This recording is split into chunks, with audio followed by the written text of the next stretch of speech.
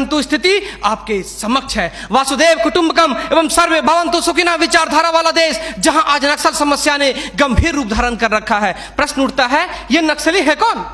समाज के सबसे शांत, शहरों से दूर जंगलों में रहने वाले तथा खेतों के माध्यम से अपने जीवन यापन करने वाले वो लोग जो अपने पूर्वजों द्वारा दिए गए धरोहर को बचाने के लिए सरकार के खिलाफ हथियारबंद हो गए हैं और अंततः ये लोग नक्सली बनने पर मजबूर होते हैं। महोदय, आधुनिकीकरण के नाम पर उन गरीब आदिवासियों की जमीनों को छीन ली गई तथा उन्हें मजबूर कर दिया बंधुआ मजदूर बनने पर, किंतु आज उनकी अधिकारों की कोई बात तक नहीं करता। मन समर्पित, तन समर्पित और यह जीवन समर्पित। मैं पूछता हूं, देश की धरती तुझे क्या दूं, क्यों दूं और किस लिए नछावर करूं अपना सब कुछ तुम पर? क्या इसलिए कि मुझे देशद्रोह जैसे शब्दों से नवाजा जाए या इसलिए कि मुझे फर्जी इनकाउंटर में मार दिया जाए? जी हां अध्यक्ष महोदय, कुछ ऐसा ही समय था जब मान्य सूबे लखन भैया सेहराबुद्दीन तथा तुलसीराम प्रजापति को फर्जी इनकाउंटर में मार दिया गया। यह कैसी विडंबना है महोदय। हमारे विपक्षी साथी द्वारा मानव अधिकार का संरक्षण किए बगैर ही राष्ट्रीय सुरक्षा की बात करते हैं। जब आम लोगों का कोई अधिकार ही नहीं हो तो इस स्थिति में राष्ट्रीय सुरक्षा का क्या मतलब? मैं पूछना चाहता हूं अपने विपक्षी साथियों से,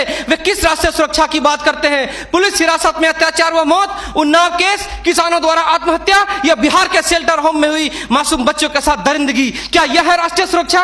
राष्ट्रीय सुरक्षा का अर्थ सिर्फ सीमा की सुरक्षा नहीं बल्कि सीमा के अंदर रह रहे व्यक्तियों की सुरक्षा से भी है। अपने हक को मांगे जाने पर लोगों को नक्सली तथा आतंकवादी करार दिया जाता है तथा यह सुरक्षा देने वाले पुजारी आईपीसी की धारा 124A के तहत गिरफ्तार कर उन्हें देशद्रोह का मुकदमा चलाते हैं, फिर फर्जी इनकाउंटर में भी मार गिराते हैं। जबकि सुनील बत्रा बनाम दिल्ली प्रशासन में माननीय न्यायाधीश ने स्पष्ट किया है कि फर्जी इनकाउंटर हत्या के समान है।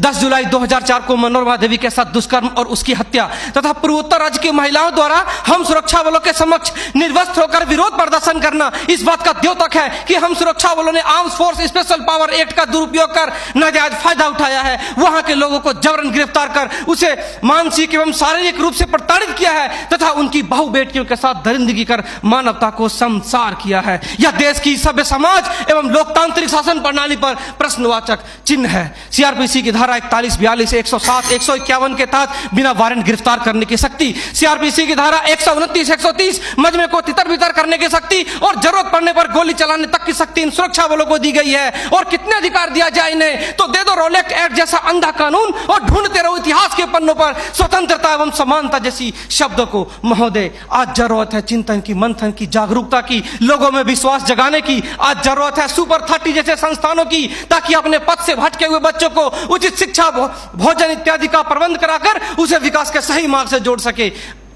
अंत में फैसला माननीय निर्णायक मंडल के पर छोड़ते हुए गुरुदेव रविन्द्रनाथ टैगोर की इन पंक्तियों के साथ मैं अपनी वाणी को विराम देना चाहूंगा कि मैं जीना चाहता हूं इंसानों की फौज के बीच में, मैं जीना चाहता हूं उगते सूरज की किरणों के बीच में, सुंदरता और सुगंध के बीच में। मेरी इच्छा है काश मिल जाए मुझे थोड़ी सी जगह इन जीने वालों के दिलों के बीच में। जय हिंद,